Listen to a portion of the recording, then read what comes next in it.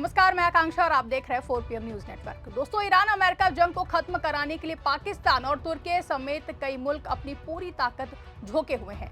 लेकिन जो खबरें सामने आ रही हैं उनसे ये बात बहुत ही हद तक साफ होती दिखाई दे रही है कि समझौता नहीं बल्कि अमेरिका और ईरान के बीच एक बार फिर से भयानक जंग होने वाली है। इस वक्त न सिर्फ व्हाइट हाउस के गलियारों में खलबली मची हुई है बल्कि वहां एक किस्म का डिप्लोमेटिक मातम पसरा हुआ है। वजह साफ है कि डोनाल्ड ट्रंप ने ईरान की घेराबंदी करने के लिए जो जाल बुना था, आज वो खुद उसी जाल में बुरी तरीके से फंसकर छटपटा रहे हैं। कल तक जो ट्रंप अपनी ट्रुथ सोशल पर ग्रैंड डील का ढिंढोरा पीट रहे थे, आज उन्हीं के खिलाफ रूस की ओर से खबर आ रही है कि समझौते की उम्मीदें अब दम तोड़ चुकी हैं। सारा पेच संवर्धित यूरेनियम पर फंस गया है, जिससे ईरान अपनी आन बान और शान का मसला बना चुका है। दूसरी ओर अमेरिका की मिडिल ईस्ट में जंग की तैयारियां तेज हो चुकी हैं। ऐसे में एक तरफ जहां ईरान ने फिर से अपने ड्रोन्स बनाना शुरू कर दिए हैं, तो वहीं दूसरी ओर बीजिंग के साथ खतरनाक किलर मिसाइल की डील की बातें भी सामने आ रही हैं। इसे लेकर न सिर्फ ट्रंप की सिट्टी बिट्टी गुम हो गई है बल्कि उन्होंने अब चीन को लाल आंखें दिखाना भी शुरू कर दिया है। साथ ही नाटो देश ट्रंप खिलाफ नया इतिहास लिखते हुए भी दिखाई दे रहे हैं। आखिर क्यों ईरान और अमेरिका के बीच समझौता न हो पाने के आसार बन रहे हैं और कैसे नाटो देश ने खासकर इटली की जॉर्जिया मेलोनी ने ट्रंप को आईना दिखाने का काम किया है, यह हम आपको आगे की अपने इस 8 मिनट की विशेष रिपोर्ट में बताएंगे। दोस्तों, ट्रंप प्रशासन ने दुनिया को यह सपना दिखाया था कि 21 अप्रैल तक वो ईरान को घुटनों पर ले आएंगे और एक बड़ा समझौता हो जाएगा। लेकिन तेहरान की गलियों से जो खबरें आ रही हैं वो ट्रंप के लिए किसी बुरे ख्वाब से कम नहीं है। ईरान ने साफ लफ्जों में कह दिया है कि हवा में बातें करने और खोखली धमकियां देने से कोई समझौता नहीं होता है। ईरान का अमेरिका पर से भरोसा पूरी तरीके से उठ चुका है। सारा पेच फंसा है उस संवर्धित यूरेनियम के स्टॉक पर, जिसे ट्रंप प्रशासन पूरी तरीके से मिट्टी में मिला देना चाहता है। लेकिन ईरान का जवाब बहुत ही संजीदा और सख्त है। ईरान कहता है कि शांतिपूर्ण परमाणु ऊर्जा हमारा संप्रभु अधिकार है और हम अपनी तकनीक को नष्ट करने का सौदा नहीं करेंगे। अल जजीरा ने एक ईरानी अधिकारी से बातचीत के हवाले से बताया है कि सुलह की शर्तें अमेरिका की ओर से बहुत ही सख्त रखी गई हैं। ऐसे में समझौता होने के आसार ना के बराबर हैं, क्योंकि ईरान का कहना है कि वो किसी भी कीमत पर अपना संवर्धित यूरेनियम किसी को नहीं देगा। आपको बता दें कि पिछले कई दिनों से रूस संवर्धित यूरेनियम को अपने पास रखने का दावा करता रहा था, लेकिन कल व्हाइट हाउस ने यह बात साफ कर दी कि वो संवर्धित यूरेनियम किसी भी कीमत पर रूस को नहीं ले जाने देगा। अल जजीरा की रिपोर्ट के अनुसार ईरानी अधिकारी ने कहा है कि कुछ क्षेत्रों में मतभेद कम हुए हैं। हालांकि रिपोर्ट में यह भी साफ कहा गया है कि उच्च स्तर के संवर्धित यूरेनियम के भविष्य और परमाणु कार्यक्रम पर लगने वाली पाबंदियों की अवधि जैसे अहम मुद्दे अब भी अनसुलझे हैं। इन मतभेदों के चलते दोनों देशों के बीच किसी व्यापक समझौते पर पहुंचने में अभी समय लग सकता है, या फिर ये भी हो सकता है कि सुलह की ये कोशिशें नाकाम भी साबित हों। ये बात तो बहुत पहले से साफ है कि ईरान किसी भी कीमत पर अपने हितों का सौदा करके समझौता नहीं करेगा, भले ही उसे दोबारा जंग ही क्यों न लड़नी पड़े। आपको बता दें कि एक और जहां ईरान संवर्धित यूरेनियम को लेकर अडिग है, वहीं दूसरी ओर रूस ने खुलासा किया है कि अमेरिका सिर्फ नाटक कर रहा है। असल में वो अपनी फौज और रणनीति के तहत होर्मुज के आसपास डेरा डाल रहा है। क्योंकि अभी जंग नहीं हो रही है, इसलिए ईरान आक्रमण करेगा नहीं, लेकिन ऐसे में अमेरिका सीजफायर के नाम पर अंदर खाने में मजबूत जंग की तैयारी कर रहा है। रूस का दावा तो यहां तक है कि 21 अप्रैल तक का सीजफायर असल में एक नाटक है और अमेरिका युद्ध की तैयारी में जुटा है। आज सत्ता की आंखों में आंखें डालकर पत्रकारिता करना मुश्किल हो गया है। हमारे 4 PM नेशनल यूट्यूब और फेसबुक चैनल को, जिसे आपका प्यार और विश्वास हमेशा से मिलता रहा है, उसे बंद करके सरकार ने साबित कर दिया है कि वो आपके सवालों से कितना डरती है। मुश्किल दौर है, लेकिन हम ना रुके थे और ना ही रुकेंगे। हम सच के लिए हमेशा लड़ते रहेंगे। ऐसे में 4 PM यूपी को ज्यादा से ज्यादा ज्वाइन करें और स्वतंत्र पत्रकारिता को जिंदा रखने के लिए जितना हो सके उतना हमारा आर्थिक सहयोग करें।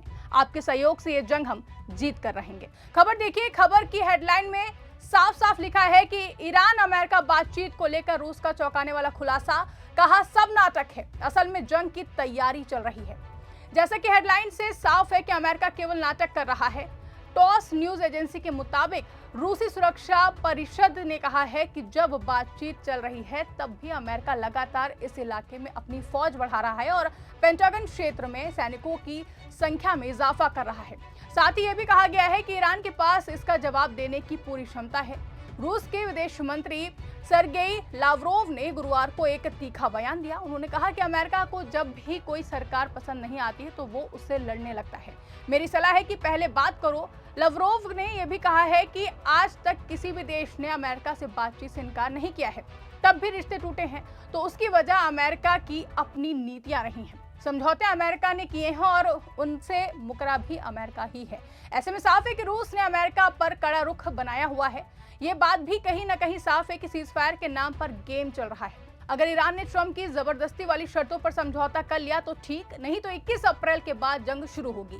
सीजफायर के पीछे का खेल सिर्फ और सिर्फ अमेरिका द्वारा होर्मुज के आसपास अपनी सेना को चारों तरफ से तैनात करना था, जो खेल लगभग पूरा हो चुका है। ऐसे में सुलह के आसार ना के बराबर हैं और जंग छिड़ने की संभावनाएं बहुत ही ज्यादा हैं। हालांकि ईरान के विदेश मंत्रालय ने साफ कर दिया है कि आज उन देशों को इंटरनेशनल लॉ की याद आ रही है जो कल तक हमारी समुद्री नाकेबंदी करके ईरान के मासूम बच्चों के मुंह से निवाला छीन रहे थे और दवाइयों की सप्लाई रोक रहे थे। ईरान ने साफ कर दिया है कि बिना किसी पक्की अंतर्राष्ट्रीय गारंटी के वो 1 इंच भी पीछे नहीं हटेगा। ऐसे में ट्रंप की आर्ट ऑफ द डील आज ईरान की आर्ट ऑफ रेजिस्टेंस के सामने पानी मांग रही है।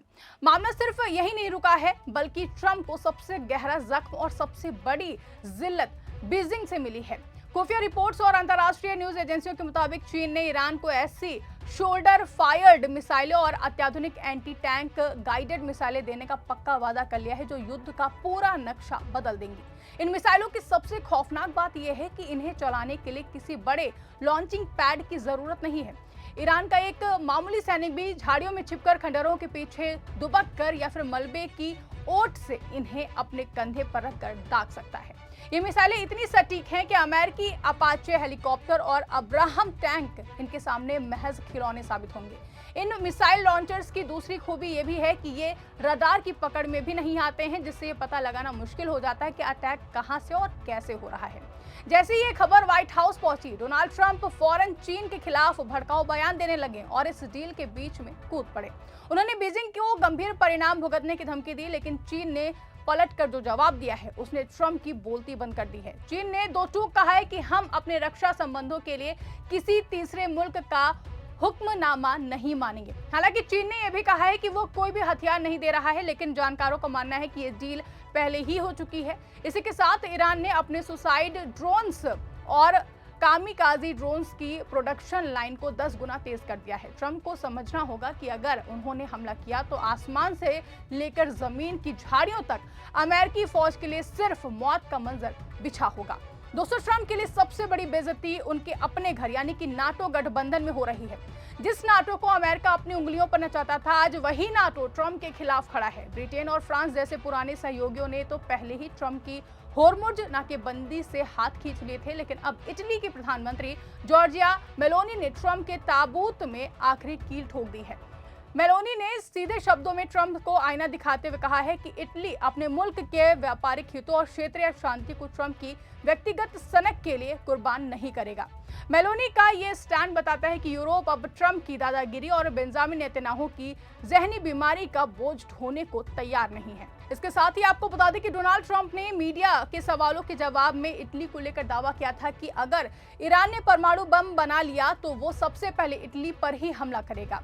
इस पर मेलोनी का जवाब आया है कि दुनिया के 9 देशों के पास परमाणु बम है, लेकिन सिर्फ अमेरिका ही एकमात्र ऐसा देश है जिसने परमाणु बम का इस्तेमाल किया है। मेलोनी के कहने का सीधा मतलब ये है कि अमेरिका की नीतियां ही सबसे ज्यादा विनाशकारी रही हैं। ऐसे में साफ है कि स्पेन से लेकर इटली तक पूरा यूरोप ट्रंप के खिलाफ एक पाले में आकर खड़ा हुआ है। ये ट्रंप की कूटनीतिक हार है, जो नेता खुद को ग्लोबल लीडर कहता था, आज वो अपने ही दोस्तों के बीच में अछूत बन गया है। अब ट्रंप के पास सिर्फ नेतन्याहू का साथ बचा है और वो साथ भी खुद इजराइल के लिए भारी पड़ रहा है। ऐसे में साफ है कि डोनाल्ड ट्रंप को इस वक्त ज्यादातर मुल्क इंसानियत का दुश्मन मान रहे हैं। एक तरफ ईरान की ड्रोन शक्ति और चीन की बेखौफ मिसाइलें हैं, तो वहीं दूसरी तरफ अपने ही पुराने दोस्तों की सरेआम बगावत। ट्रंप भले ही टीवी इंटरव्यू में अपनी बहादुरी की फर्जी किस्से सुनाए, लेकिन हकीकत ये है कि अंतर्राष्ट्रीय मंच पर वो बिल्कुल ही तन्हा और कमजोर खड़े हैं। ईरान ने साबित कर दिया है कि वो झुकने वालों में से बिल्कुल भी नहीं है। अब गेंद ट्रंप के पाले में है, या तो वो अपना अहंकार छोड़ें या फिर बराबरी के आधार पर बात करें, या फिर दुनिया को एक ऐसी जंग की आग में झोंक दे जहां से वापसी का कोई भी रास्ता ही नहीं होगा। पूरे मामले पर आपकी क्या राय है? क्या जॉर्जिया मेलोनी ने ट्रंप को सही जवाब दिया है? क्या आपको लगता है कि चीन और ईरान की ये नई मिसाइल डील जंग का रुख बदल देगी? अपनी राय कमेंट बॉक्स में हमें जरूर बताइएगा। फिलहाल के लिए इस खबर में बस इतना ही। अगर वीडियो पसंद आई हो तो इसको ज्यादा से ज्यादा लाइक और शेयर करना ना भूलें। हमारे चैनल पर नए हैं और अभी तक सब्सक्राइब नहीं किया है तो चैनल को सब्सक्राइब जरूर कर लें और देखते रहिए 4 PM न्यूज नेटवर्क।